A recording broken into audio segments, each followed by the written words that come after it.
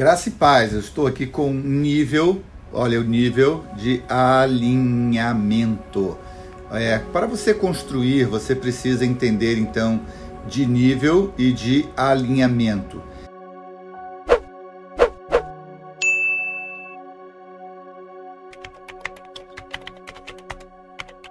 E nesse versículo de número 24, o versículo de número 3 diz assim: com sabedoria se edifica a casa e com inteligência ela se firma. Uma casa fora de alinhamento, olha bem a bolinha do meio, ó. Esse aqui é o nível de alinhamento. Quando a casa é colocada fora de nível, tá para lá ou tá para cá, entendeu? Então, quando eu não estou alinhado, eu estou fora de alinhamento. Às vezes a gente está construindo, mas a gente quer usar muitas ferramentas, mas de repente não usa a ferramenta mais importante. Quando Salomão fala aqui sobre construção, ele fala assim: com sabedoria se edifica a casa e com inteligência ela se firma. O tema dessa palavra é se você é um construtor, se você edifica, ou se você é edifício, ou se você é difícil. Eu queria perguntar então para você: você é um edifício de Deus ou você é alguém que é difícil? Para que você possa entender então, para ter uma vida alinhada com quem constrói da melhor maneira, com quem constrói certo, o que Salomão diz aqui é que com sabedoria que se edifica a casa. Sabedoria é a arte de tomar decisões certas. Sabedoria é a arte de saber decidir entre o certo e o errado. Sabedoria, então, como se chama decisão, é cisão com o ontem. Quando você começou errado, você não vai mais ter o direito de começar certo. O texto diz que com sabedoria se edifica a casa e com inteligência ela se firma. Sabedoria é a capacidade de decidir correto. E então, o que é inteligência? Inteligência é o poder de criatividade, é o poder de criação, é o poder de gerar.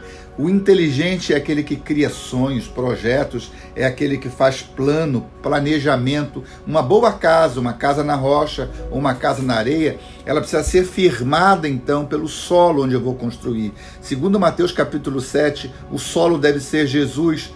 O plano, o planejamento ou o mapa do terreno ou a planta da casa deve ser a Bíblia Sagrada.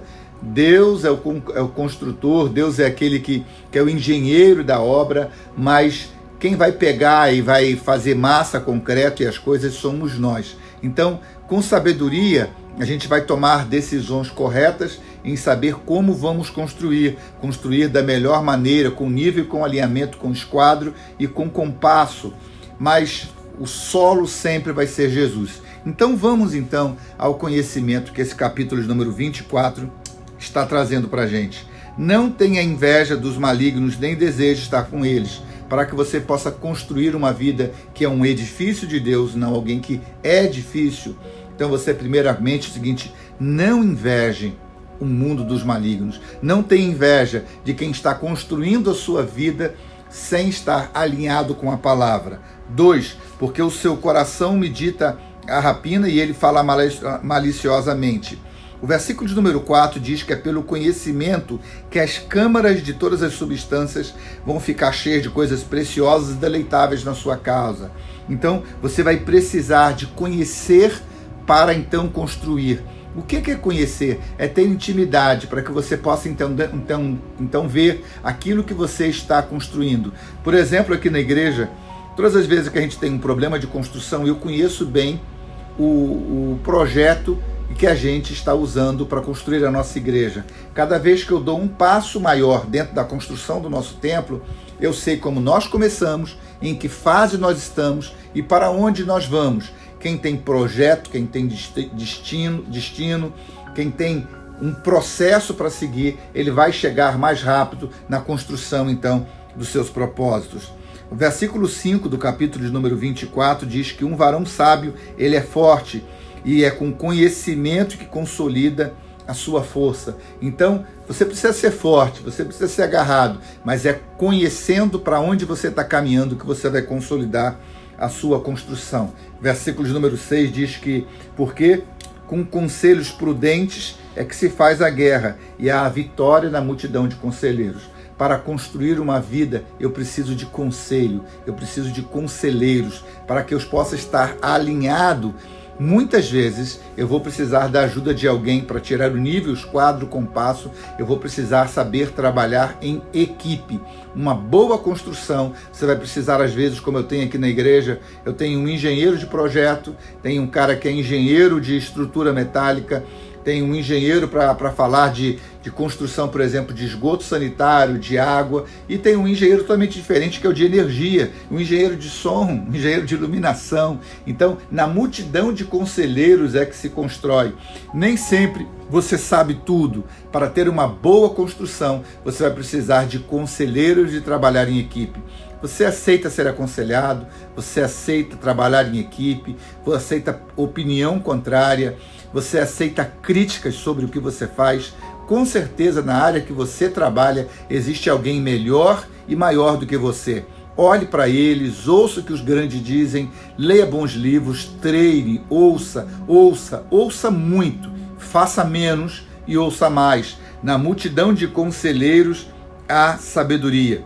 Versículo de número 10 diz: se te mostrares frouxo no dia da angústia, a sua força será pequena. Olha, na hora que a gente tem dificuldade, a gente tem que chegar diante do espelho, gritar para a gente mesmo, gritar com a nossa alma, gritar com a gente. E quando a gente não quer trabalhar, aí é que a gente precisa trabalhar mesmo. Todos nós temos problemas.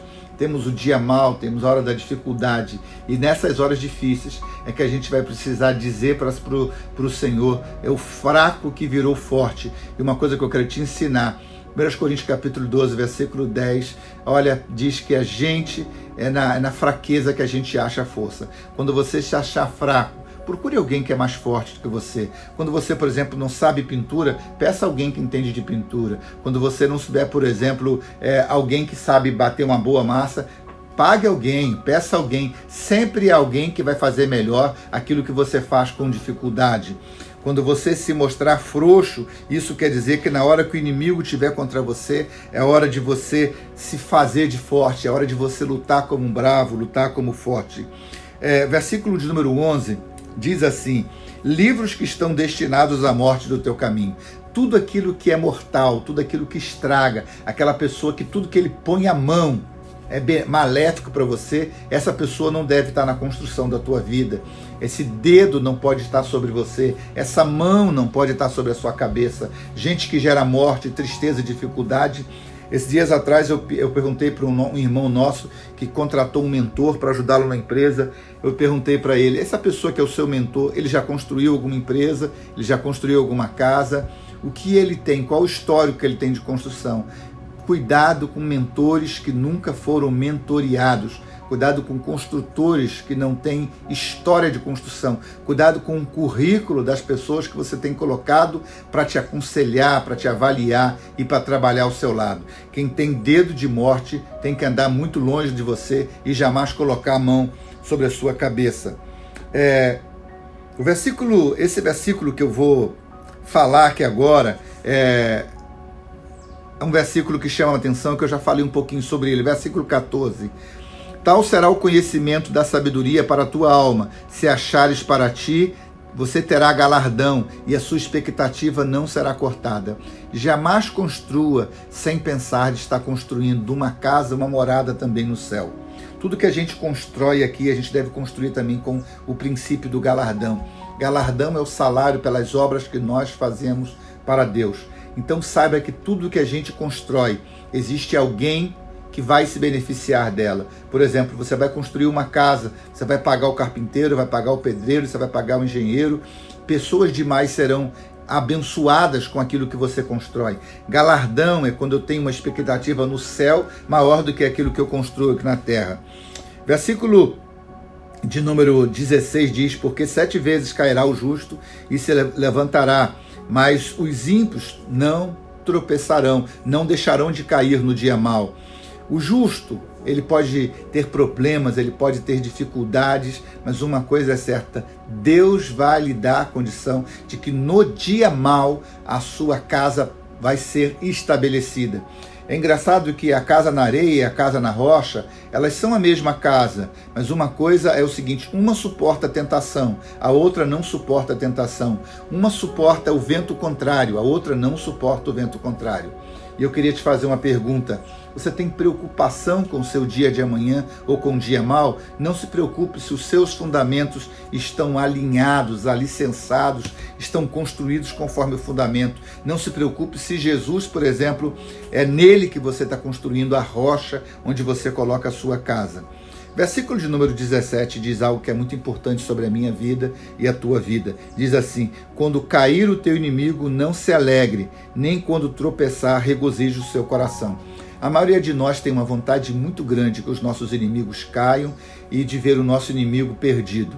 A gente não quer longanimidade de Deus para quem a gente quer ver caído, mas a gente quer a longanimidade de Deus para a nossa vida. Tiago 2,13 diz que a misericórdia será sem misericórdia para aqueles que não usam de misericórdia. Romanos capítulo 12 nos ensina sobre botar brasas sobre a cabeça do nosso inimigo. Dê amor quando ele só merece ódio. Dê alegria quando ele só merece tristeza, porque o que você semeia é o que você colhe. Versículo de número 29 diz: não digas como ele fez a mim, assim eu lhe farei a ele. Pagarei a cada um segundo a sua obra.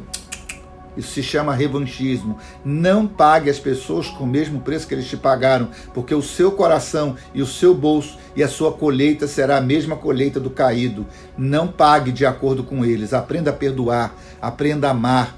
O maior homem do mundo morreu de braços abertos e dizendo aquela frase: Pai, perdoa porque eles não sabem o que fazem. Odiar é o ato de tomar um copo de veneno para matar o seu próximo. Quando você está tomando o chá da vergonha, o chá da tristeza, o chá da desonra, e você está participando de revanchismo, você está gerando na sua vida a mesma desgraça que você desejou para a pessoa alheia. Cuidado com isso, isso não é bom para você.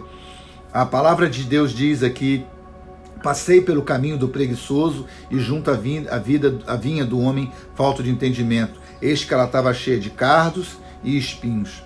Trabalhe sim. Você quer edificar? Você quer construir com excelência, quer construir para que você possa ter um grande retorno. Uma coisa, esse texto aqui diz pra gente que quando a gente cuida com bons intentos, a gente é chamado. O verso 8 diz assim: aquele que cuida em fazer mal, mestre de maus intentos o chamarão.